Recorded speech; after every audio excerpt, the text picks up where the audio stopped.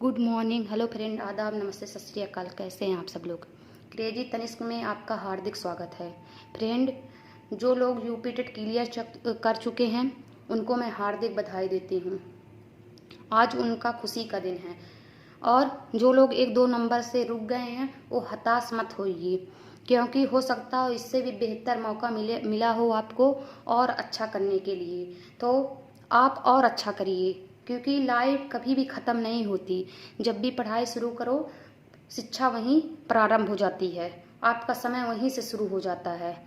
तो चलिए, मैं आप सभी को वैदिक कालीन शिक्षा पढ़ा चुकी हूँ, बौद्ध कालीन शिक्षा पढ़ा चुकी हूँ। आज मुस्लिम कालीन शिक्षा के बारे में बताऊँगी।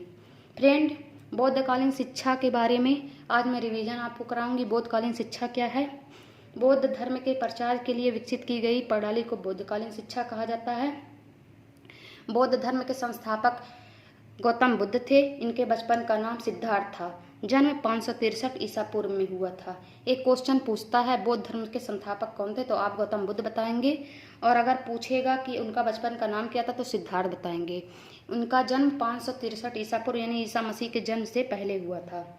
ठीक है फ्रेंड।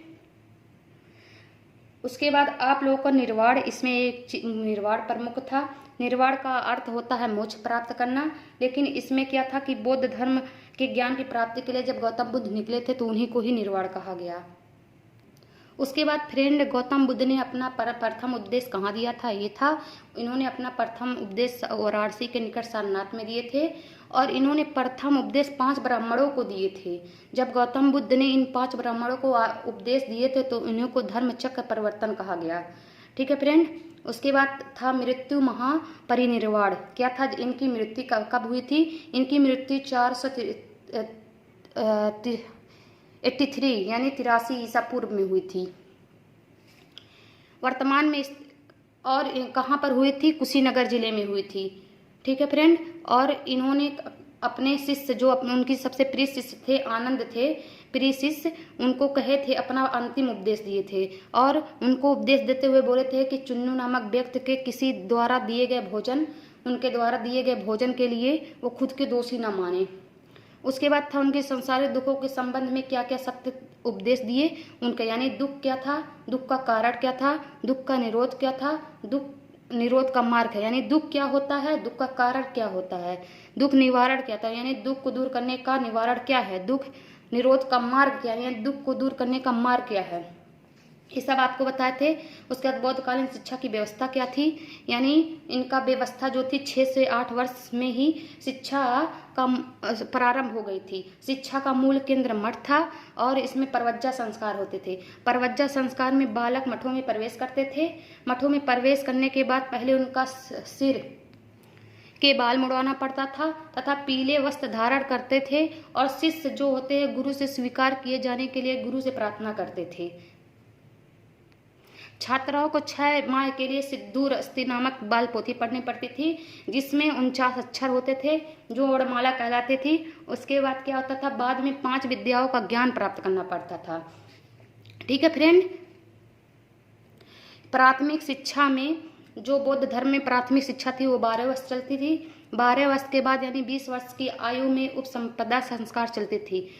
उपसंपदा संस्कार में बौद्ध धर्म में 12 वर्ष के बाद यानी 20 वर्ष में शिक्षा प्रारंभ हो जाती थी। यह बौद्ध धर्म का द्वितीय व अंतिम संस्कार हुआ करता था।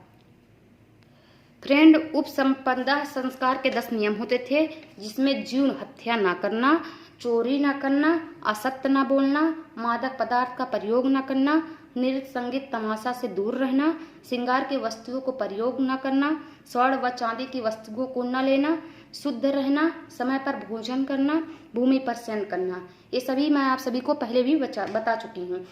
उसके बाद शिक्षण केंद्र क्या थे। उस समय जो शिक्षण केंद्र थे, तक्षशिला, नालंदा, वल्लभी, विक्रमशिला, उदांतपुरी, काशी, मैथिली एवं जगदला, ये सब उस समय के प्रमुख केंद्र थे। उसके बाद ये था कि उसका पाठ्यक्रम क्या था। पाठ्यक्रम में हम आपको बताए थे कि प्राथमिक शिक्षा के लिए पहले पढ़ना लिखना व गणित सिखाया जाता था। उसके बाद उच्च शिक्षा के लिए दर्शन, आयुर्वेदिक, शिल्पकला, सैनिक शिक्षा आदि का अध्ययन कराया जाता था। उसके बाद स्त्री शिक्षा क्या थी? बौद्ध धर्म में स्त्री शिक्षा ना के बराबर थी, लेकिन बाद में स्त्री शिक्षा को प्रोत्साहन के रूप में मिला। प्रथम जो प्रशिक्षु थी, प्रथम महिला जो थी, विमाता प्रजापति गौतमी थी, और स्त्रियों को मठ में भिक्षुओं के रूप में रहना पड़ता था। उसके बाद था बौद्धकालीन शिक्षा के क्या उपदेश थे? उपदेश ये था कि बौद्धकालीन शिक्षा के प्रमुख उपदेश थे, ठीक है, जिसमें से बौद्धकालीन बालक को शुद्ध चरित्र का निर्माण करता था। उसके बाद बौद्धकालीन धर्म का अंतिम लक्ष्य सत्य की खोज की प्राप्ति, निर्वाण की प्राप्ति, यानी सत्य को जानना और निर्वाण यानी मोक्ष को प्राप्त करना था। और बौद्धकालीन शिक्षा में जो था सामाजिक कुशलता पर भी जोर दिया जाता था। ठीक है फ्रेंड, ये सब हम आप लोगों को पहले बता चुके हैं। आज हम मध्यकालीन शिक्षा, मुस्लिम कालीन शिक्षा या मुगल कालीन शिक्षा के बारे में बताएंगे। फ्रेंड, मध्यकालीन शिक्षा या मुगल शिक्षा या मुस्लिम शिक्षा, तीनों एक ही है। ठीक है, अगर आपको मध्यकालीन शिक्षा के बारे में पूछे या मुगल कालीन शिक्षा के बारे में पूछे या मुस्लिम कालीन शिक्षा के बारे में पूछे तो आप लोग यही लिखिएगा। इसमें क्या है? मुगल शासक का समय 12वीं या 18वीं शताब्दी माना जाता है। सर्वप्रथम मोहम्मद गौरी ने 1192 में तराइन के द्वितीय युद्ध में पृथ्वीराज चौहान को हराकर मुस्लिम शासन की स्थापना की। मुस्लिम शासन के दौरान ना औपचारिक, ना नियमित और ना ही कोई व्यवस्था थी। यानी जब मुगल कालीन का समय 12वीं 18वीं शताब्दी से शुरू हुआ तो उस समय मोहम्मद गौरी 1192 में जब तराइन का द्वितीय युद्ध हो रहा था पृथ्वीराज चौहान से, तो उसको हरा दिए थे और मुस्लिम शासन की स्थापना किए थे। किसने शासन के? मुस्लिम शासन की स्थापना की थी। मोहम्मद गौरी ने किनको हराए थे? पृथ्वीराज चौहान को। मुस्लिम शासन के दौरान औपचारिक, ना नियमित और ना ही कोई व्यवस्था थी। ना औपचारिक यानी औपचारिक क्या होती है? जो किसी विद्यालय में निश्चित समय पे शिक्षा दी जाती है उसे औपचारिक शिक्षा कहा जाता है। जैसे हम लोग स्कूल, हम पहले भी आपको पहले वीडियो में बताए हैं, जब स्कूल में हम लोग जाते थे तो हम लोग को 8 घंटी यानी सब निश्चित होता था कि 1 घंटे के बाद दूसरी पीरियड, तीसरी पीरियड, चौथी पीरियड, ऐसे हम लोगों को यानी 12 बजे लंच होगा।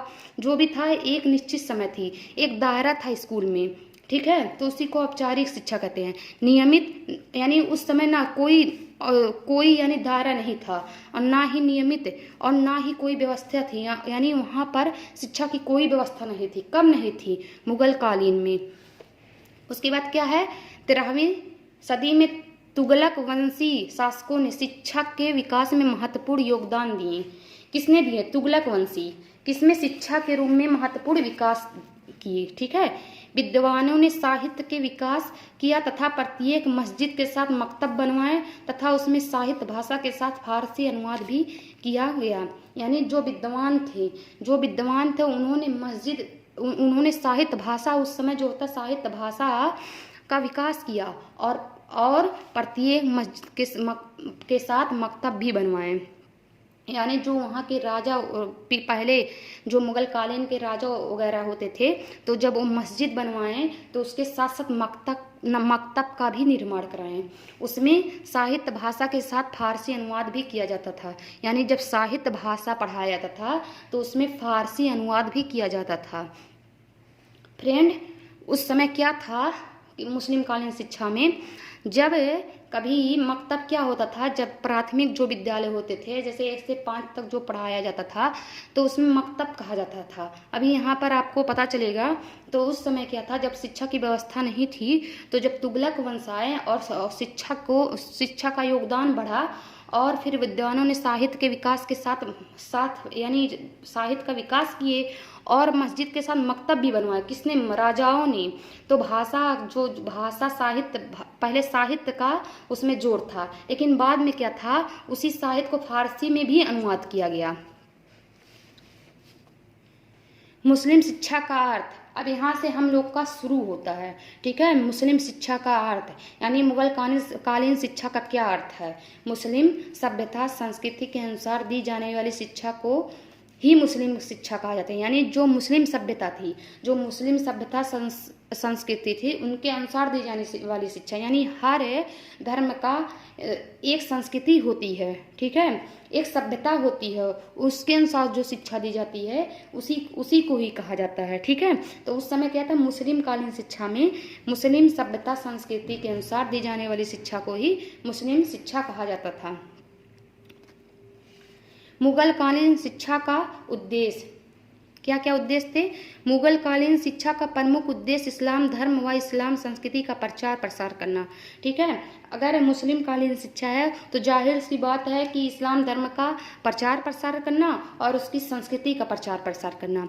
मुगल कालीन की शिक्षा में सांसारिक व भौतिक ईश्वर की प्राप्ति होती थी, यानी मुगल कालीन शिक्षा में वो संसार के और भौतिक ईश्वर की प्राप्ति होती थी। मध्यकालीन, यानी मध्यकालीन या मुगल कालीन एक ही बात है। मध्यकालीन शिक्षा का एक अन्य उद्देश्य इस्लाम के अनुयायियों में ज्ञान के प्रकाश का विस्तार करना, यानी जो इस्लाम के अनुयायी, जो इस्लाम को फैलाने वाले थे, जो इस्लाम धर्म का प्रचार प्रसार करने वाले थे, उनका प्रकाश, उनका विस्तार करना, उनके ज्ञान का विस्तार करना, यानी उनको आगे बढ़ाना। जो इस्लाम धर्म के प्रचार प्रसार और उनको जो भी पढ़ाते लिखाते थे, उनके ज्ञान का एक स्थान से दूसरे स्थान तक फैलाना इनका उद्देश्य था, ठीक है। मुगल कालीन की विशिष्ट शिक्षा, ठीक फ्रेंड, मुगल कालीन की विशिष्ट शिक्षा, स्त्री शिक्षा। मुगल कालीन में स्त्री का दायरा व्यापक नहीं था। महिलाओं के लिए शिक्षा के दरवाजे जन साधारण तक तो नहीं थे। यानी जो मुगल कालीन शिक्षा में था, यानी मुगल कालीन शिक्षा क्या था, मुगल कालीन शिक्षा में स्त्री का दायरा व्यापक नहीं था, यानी स्त्री का शिक्षा जो था बहुत ज़्यादा व्यापक नहीं था, यानी बहुत ज़्यादा उनको खुलकर एक स्थान से दूसरे स्थान जाने की, एक स्थान से दूसरे स्थान जाकर पढ़ाने की या पढ़ने की, ये सब वहाँ पर व्यवस्था नहीं थी। महिलाओं के लिए शिक्षा के दरवाजे जन साधारण तक तो नहीं थे, यानी जो महिलाओं के लिए शिक्षा का जो दरवाजा था बहुत ज़्यादा फैले हुए नहीं थे, ठीक है। केवल स्याही घराने व कुलीन वर्ग की बालिकाएं शिक्षा सुविधा का लाभ उठा पाती थी। यानी जो केवल स्याही, यानी जो बड़े बड़े घराने के थे, जो बड़े बड़े घराने जैसे जो राजा महाराजा के घर के थी, कुलीन वर्ग के बालिकाएं, यानी जो वो राजकुमारी होती थी, वही शिक्षा का लाभ उठा पाती थी। मुगल कालीन शिक्षा में केवल रजिया सुल्तान, गुलबदन बेगम, जहां आरा, जुबैनविका ने शिक्षा प्राप्त की थी। यानी मुगल कालीन शिक्षा में क्या था, रजिया सुल्तान, गुलबदन बेगम कौन थी, बाबर की पुत्री थी। और रजिया सुल्तान के बारे में आप लोग जानते ही होंगे। रजिया सुल्तान क्या थी, पहली सल्तनत, जो पहली ऐसी महिला थी जिन्होंने भारत पे राज किए थे, ठीक है। जहां आरा, जुबैनविका ने शिक्षा प्राप्त की थी। बाबर की पुत्री गुलबदन बेगम ने हुमायूं नामा लिखा, जो एक श्रेष्ठ ग्रंथ कहा जाता है। एक क्वेश्चन पूछता है हर जगह, चाहे वो आपके हिंदी में हो, चाहे आपके हिस्ट्री में हो, चाहे वो फिर आप कोई भी कम्पिटिटिव एग्जाम बीट कर रहे हैं, तो वहाँ पर एक क्वेश्चन पूछता है कि हुमायूं नामा के बुक किसने लिखा, ग्रंथ किसने लिखा है, तो आप क्या बताएंगे, गुलबदन बेगम, ठीक है, गुलबदन बेगम। अब मुगल कालीन में सैनिक, यानी सैनिक शिक्षा क्या थी, सैनिक शिक्षा। इस युग में शिक्षा का लक्ष्य शासन का सुदृढ़ीकरण करना था, इसलिए छात्राओं को अश्वारोहण, भाला, तीर, तलवार चलाना अत्यधिक सिखाया जाता था, ठीक है। जैसे सैनिक शिक्षा जो होता है, जो सैनिक में उस समय क्या था कि जो शिक्षा का लक्ष्य शासन था, यानी उनको बहुत अच्छा व्यवस्थित करना था। जो छात्राओं को भाला, तीर, तलवार चलाना इत्यादि सिखाया जाता था।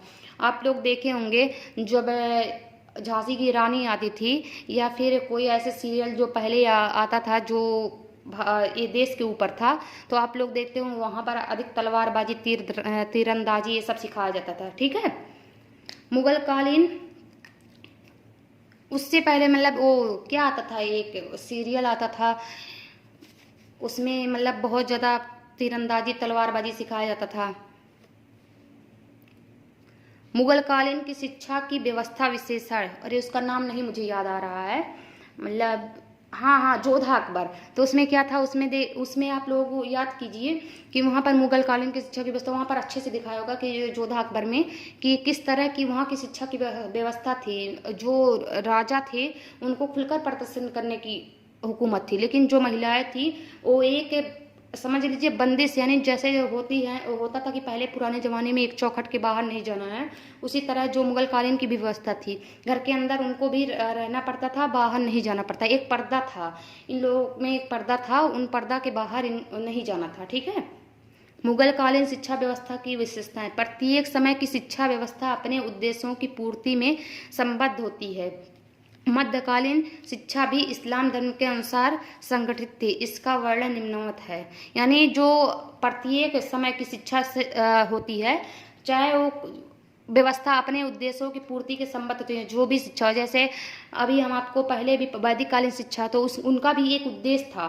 ठीक है, मोक्ष प्राप्त करना। उसके बाद हम आपको बौद्ध कालीन शिक्षा, उनका भी एक उद्देश्य था, बच्चों को यानी वो क्या कहते हैं, वो मोक्ष प्राप्त करना था ही। उसके बाद क्या, सामाजिक चरित्र का निर्माण करना, उसके बाद ये सब बताए हैं। और इसमें क्या था कि इनके अनुसार, इस्लाम धर्म के अनुसार संगठित थी। जो वर्ण निम्न था, नीचे दिया गया भी हम आपको बताएंगे कि इसकी व्यवस्था क्या थी। मकतब। मकतब क्या है, अभी हम आपको मकतब यानी पहले मकतब क्या होता है, उसके बाद मदरसा क्या होता है, इन सब के बारे में आप लोगों को अच्छे से समझा देंगे। उसके बाद जो क्वेश्चन आगे पुटअप करता है मकतब के बारे में, मदरसा के बारे में, कि कौन सा उच्च शिक्षा है, कौन सी प्राथमिक शिक्षा है, तो आप लोग उसे आसानी से लिख लेंगे। ठीक है फ्रेंड। मकतब शब्द फारसी भाषा के कुतुब शब्द से बना है। अगर पूछे कि मकतब शब्द किस भाषा से बना है, तो आप बताएंगे मकतब भाषा जो होता है फारसी भाषा से है। ऐसे 4 ऑप्शन आपको दिया जाएगा। मकतब भाषा किस शब्द से बना है, हिंदी, संस्कृत, अरबी, फारसी। तो आप लोग फारसी भाषा बताएंगे। किस शब्द से बना है, कुतुब शब्द से बना है, जिसका अर्थ होता है लिखना। मकतब प्राथमिक शिक्षा का केंद्र था। मकतब क्या था, प्राथमिक शिक्षा का केंद्र था। और उसमें क्या था, प्राथमिक शिक्षा का केंद्र कौन सा था, बौद्धकालीन शिक्षा में मठ था। और यहाँ पर क्या है, यहाँ पर केंद्र कौन क्या है, मकतब प्राथमिक शिक्षा का केंद्र है। मकतब किसी न किसी मस्जिद से संबंध होते थे। जहाँ मकतब होते थे वो एक मस्जिद से संबद्ध, यानी वहाँ से जुड़े होते थे। मकतब में प्रवेश की आयु 4 से 5 वर्ष 4 से 5 वर्ष के मध्य होती थी। यानी जब मकतब में छात्र प्रवेश करते थे तो उनकी आयु 4 से 5 वर्ष होती थी। इसमें प्रवेश करने में प्रत्येक छात्र को बिस्मिल्लाह संस्कार किया जाता है। ठीक है, इसमें कौन सा संस्कार किया जाता है, इसमें बिस्मिल्लाह संस्कार किया जाता है। प्रत्येक जब छात्र प्रवेश करते थे तो बिस्मिल्लाह संस्कार होता था। इसमें कौन सा संस्कार होता है, इसमें बिस्मिल्लाह संस्कार किया जाता है। और हमने आपको वैदिक कालीन शिक्षा में कौन सा संस्कार बताया था, वैदिक कालीन शिक्षा में याद करिए आप लोग कौन सा संस्कार बताए थे वैदिक कालीन शिक्षा में। वैदिक कालीन शिक्षा में और बौद्ध कालीन शिक्षा में आपको क्या बताते, वैदिक कालीन शिक्षा में उपनयन संस्कार होता था प्राथमिक में, और बौद्ध कालीन शिक्षा में प्रवज्जा संस्कार होता है। ठीक है, और इसमें मुस्लिम कालीन शिक्षा में बिस्मिल्लाह संस्कार होता था। ठीक है, बिस्मिल्लाह संस्कार में बालक 4 वर्ष 4 माह 4 दिन की आयु का होता था। ये पूछा जाता है बालक कितने वर्ष का होता था, तो आप कहेंगे जब बालक को बिस्मिल्लाह संस्कार होती थी तो उस समय बालक की आयु 4 वर्ष का 4 माह का 4 दिन का होता था। ठीक है, उसके बाद कुरान की भूमिका तथा 91वां व 55वां अध्याय सामने रखकर कुछ आयतों का पाठ पढ़ाया जाता था और बालक उसी पाठ को दोहराते थे। ठीक है, यानी अध्याय यानी 91वां और 55वां अध्याय जो है उनको रखकर आयतों का अध्ययन कराया जाता है, यानी कंठस्थ कराया था। उसके बाद उसी को बालक को जब तक कंठस्थ नहीं करते उसी को दोहराते रहते थे।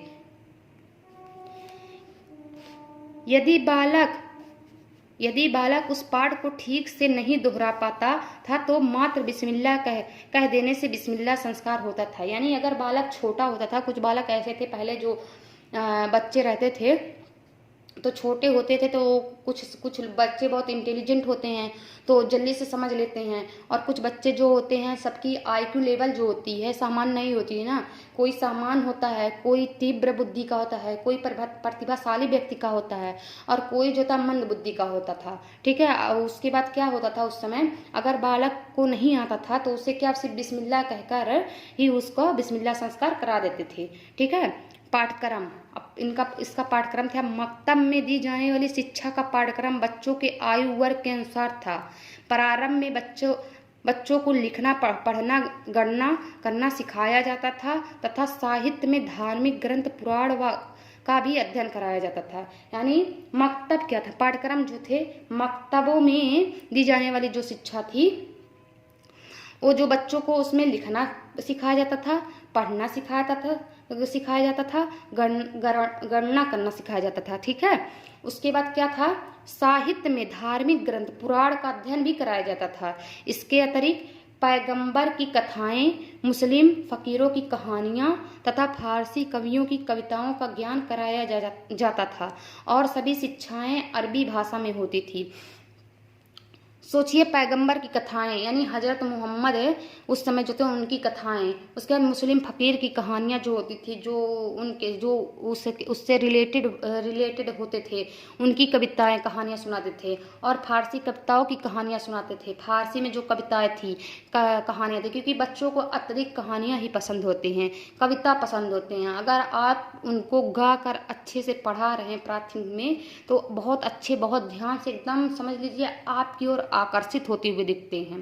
जब अगर आप कोई चीज उनको दिखा रहे हैं, बेटा ये एप्पल है, तो एप्पल नहीं समझेंगे, लेकिन अभी आप उनको चित्र के माध्यम से बताएंगे कि ये एप्पल है, हाँ एप्पल है, एप्पल मीन्स सेब, तो तुरंत समझ जाएंगे कि हाँ इसे सेब होता है। हाँ, क्योंकि वो उसके बाद आप पूछेंगे एप्पल ये क्या है, तो बोलेंगे एप्पल। अगर सिर्फ चित्र को दिखाए क्या बोलेंगे एप्पल। तो उसी तरह क्या होती थी, वो जो फारसी कवियों की कविताएं होती थी तो उनका ज्ञान जो होता था, तो वो लोग कथा जैसे कहानियां कहकर, कविताओं को कहकर सुनाए जाते थे। ठीक है। तो उसे क्या था, अरबी भाषा में होता था उस समय। सोचिए, अरबी भाषा जो होती है बहुत ही, जैसे मतलब ये जो हिंदू धर्म के लोग होते हैं उसमें जो गीता होती हैं, जैसे गीता हुआ, पुराण हुआ, ये सब जो होते हैं उसी तरह हैं जो अरबी भाषा यानी जो कुरान से संबंधित होते हैं वैसे होती हैं, वो भी मतलब बहुत ही कठिन होते थे, तो उनको रटाया जाता था। ठीक है। अब मदरसा, अभी हम आपको मकतब बता चुके हैं। मकतब जो होता है प्राथमिक से रिलेटेड था, लेकिन मदरसा क्या होता है, मदरसा मुस्लिम में 3 युग में मदरसा उच्च शिक्षा का केंद्र था। देखिए, उच्च शिक्षा का केंद्र। और प्राथमिक क्या था, मकतब क्या था, मकतब जो था प्राथमिक का केंद्र था। मदरसा शब्द का फारसी में दरस से निर्मित है, जिसका अर्थ है व्याख्या देना। ठीक है। मदरसा शब्द का फारसी में दरस से निर्मित होता है, जिसका अर्थ होता है क्या, व्याख्या देना। और मकतब क्या होता है, मकतब जो होता है फारसी भाषा के कुतुब शब्द से में बना है, जिसका अर्थ होता है लिखना। लेकिन यहाँ पर मदरसा है तो मदरसा शब्द का फारसी में दरस से निर्मित है, जिसका अर्थ है व्याख्या देने। दोनों क्वेश्चन जरूर पूछता है कि मकतब क्या है, मकतब किस शब्द से बना है, फारसी के कुतुब शब्द से। ठीक है। जिसका अर्थ होता है लिखना। लेकिन यहाँ पर उसके बाद पूछेगा मदरसा क्या होता है, मदरसा जो होता है फारसी भाषा के दरस शब्द से निर्मित होता है, जिसका अर्थ होता है व्याख्या देना। मदरसा में फारसी भाषा, जो मदरसा होता है, मदरसा में फारसी भाषा, व्याकरण, दर्शन, धर्मशास्त्र तथा सैन्य व्यवस्था आदि की शिक्षा प्रदान की जाती थी। उसके बाद शिक्षण विधि है, यानी मुस्लिम कालीन में प्राथमिक शिक्षा मौखिक दी जाती थी, रटने की विद्या पर जोर दिया जाता था, और शिक्षक व्याख्या विधि से शिक्षण कार्य करते थे। यानी जो मुस्लिम कालीन में प्राथमिक शिक्षा थी वो मौखिक दी जाती थी और रटने पर जोर दिया जाता। जब तक ले बच्चों को याद नहीं हो जाता था तब तक ले उसको रटने के लिए कहा जाता था। और शिक्षक व्याख्या विधि से भी शिक्षण कार्य करते थे। और क्या था मुस्लिम में, जो मकतब उक्तब में था, बच्चों को खड़ा कर देते थे और कहते थे कि अब याद करिए, जब तक ले आपको याद ना हो जाए तब तक ले आप बैठिएगा नहीं, और रटाते थे। ऐसा सब था। बालक कलमा को सुनकर रटते थे और कुरान की आयतों को कंठस्थ ज्ञान करते थे। बालक जो होते थे कलमा क्या था, कलमा को सुनकर डरते थे। अरबी से रिलेटेड थी जो कलमा था, उन लोग कलमा होता है वो कुरान की आयतों को कंठस्थ करते थे। परीक्षा प्रणाली यानी मुस्लिम कालीन में परीक्षा की प्रणाली क्या थी? मुस्लिम शासकों के समय में किसी भी प्रकार की यानी जो होता है परीक्षा प्रणाली के मुस्लिम शासकों के समय में किसी प्रकार की व्यवस्था परीक्षा प्रणाली नहीं था।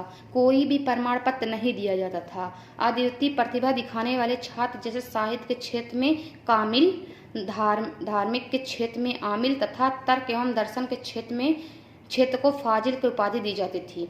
ऐसा माना जाता है कि उस समय जो थे जब उन लोगों का परीक्षा होता था बालकों को, तो उनको कोई भी प्रमाण पत्र नहीं दिया जाता था, ठीक है, सिर्फ उनको ऐसे ही पास कर दिया जाता था। और अगर मान लीजिए बहुत ज़्यादा पढ़ लिख रहे हैं साहित्य के क्षेत्र में, तो कामिल यानी कामिल धार्मिक के क्षेत्र में अगर साहित्य के क्षेत्र में वो पढ़ा है तो उसे कामिल उपाधि देते थे, और धार्मिक के क्षेत्र में अगर पढ़ा है तो उसे आमिल, तथा दर्शन के क्षेत्र में अगर पढ़ा तो उसे फाजिल की उपाधि दी जाती थी। ठीक है फ्रेंड, ये सब हम आपको बता चुके हैं। फ्रेंड, अगर आपको अच्छा लगा हो जितना भी हमने पढ़ाया है तो आप प्लीज़ लाइक सब्सक्राइब करना मत भूलिएगा, क्योंकि आप जानते हैं, और नोट्स प्लीज़ बनाना मत भूलिएगा। उसके बाद इसमें जो भी क्वेश्चन इम्पॉर्टेंट होंगे हम आपको बता देंगे। और उसके बाद क्या है, अब हम सोच रहे हैं, हम आपको 4 से 5 क्लास दे चुके हैं, ठीक है। उसके अब हम सोच रहे हैं आप लोगों को दूसरा सब्जेक्ट पढ़ाने के लिए जो 1813 घोषणा पत्र, 1833 घोषणा पत्र और जो मैकाले से संबंधित है, यानी मैकाले भारत में कब आए, कैसे आए, कौन सा सिद्धांत दिए थे। ऐसे ही मान के चलिए मैकाले जो थे वो तो अंग्रेज थे, लेकिन उनका सिर्फ एक ही मानसिक था कि वो प्रत्येक लोगों को शिक्षा दें, लेकिन वो सोचते थे कि दिमाग से वो अंग्रेज हों, यानी चेहरे से वो लोग समझते थे कि भारतीयों का चेहरा अलग है, यानी रंग रूप से उनको कोई फर्क नहीं पड़ता था, लेकिन सोचता था मैकाले कि वो दिमाग से प्रत्येक भारतीय अंग्रेज हो। उसका सिर्फ ये सोचते थे प्रत्येक लोगों को जब हम ऐसे ही यानी अपने अनुसार शिक्षा देंगे तो सब लोग हमारी कंपनी में काम करेंगे। अगर हम कंपनी में आगे बढ़ेंगे तो हमारा जो है ईस्ट इंडिया कंपनी उस समय जो चल रहा था वो आगे बढ़ेगा।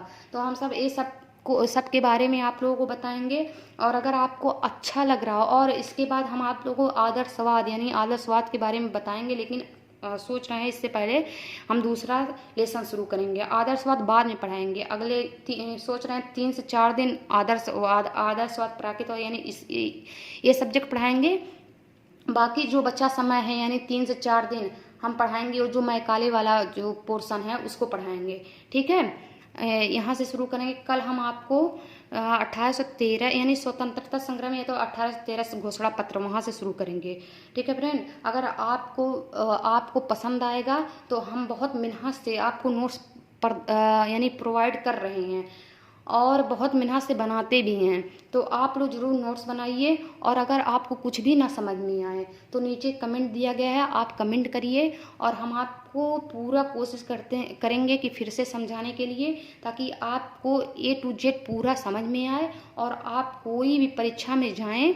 और एक बार अगर आपको समझ में नहीं आ रहा तो फिर दोबारा वीडियो देखिए, दोबारा नहीं समझ में आता तो एक बार और वीडियो देखिए। लेकिन जब तक कहते हैं ना कि जहाँ चाह है वहीं राय है, तो आपको करना पड़ेगा। कुछ हम कर रहे हैं, कुछ आप मेहनत करेंगे। मेहनत जब होगी, जब हम मेहनत कर रहे हैं, आप ना करें तो क्या आप उस मुकाम तक पहुंच सकेंगे? नहीं ना। तो वही है कि हम पूरी कोशिश करेंगे। उसके बाद हम सोच रहे हैं चाइल्ड डेवलपमेंट का कुछ नोट्स प्रोवाइड आपको कराएंगे, लेकिन एक ही मंथ आपका एग्जाम बचा है, तो उसके लिए हम आपको पढ़ाएंगे तो, लेकिन चाइल्ड डेवलपमेंट और जो समसमाय की ये जो है, हम सीधे आपको बुक उठाएंगे और आपको समझाते हुए चले जाएंगे और लास्ट में आपको नोट्स प्रोवाइड करवाएंगे। और नहीं तो अगर आप लोग कहेंगे तत्काल नोट्स देने के लिए तो हम भाई जिस तरह ये अभी मेहनत कर रहे हैं वैसे वो भी करेंगे, लेकिन 1 मंथ बचा है, 4 सब्जेक्ट हैं बीएड वालों के लिए। तो सोचिए उसी में बीटीसी वाले बीएड वाले, सोचिए हम कैसे क्या करेंगे 1 मंथ में। अगर 6 मंथ से पहले हमने ये चैनल शुरू किया होते तो आपको A to Z पूरा पढ़ाते हुए चलते, आपको नोट्स प्रोवाइड करवाते हुए चलते। लेकिन फिर भी जो हमसे हो सकेगा हम आपको पूरी ईमानदारी से आपको नोट्स देंगे। और आप प्लीज़ बस इतना ही, अगर आपका सपोर्ट मिलेगा तो हम भी अपना पूरा जान लगा देंगे। चलिए फ्रेंड्स, अब जय हिंद जय भारत। आगे हम आप लोगों से, आप लोग खुद समझदार हैं तो हम चलिए कल मिलते हैं, कल का ठीक वही समय होगा। चलिए ठीक है, बाय, जय हिंद जय भारत।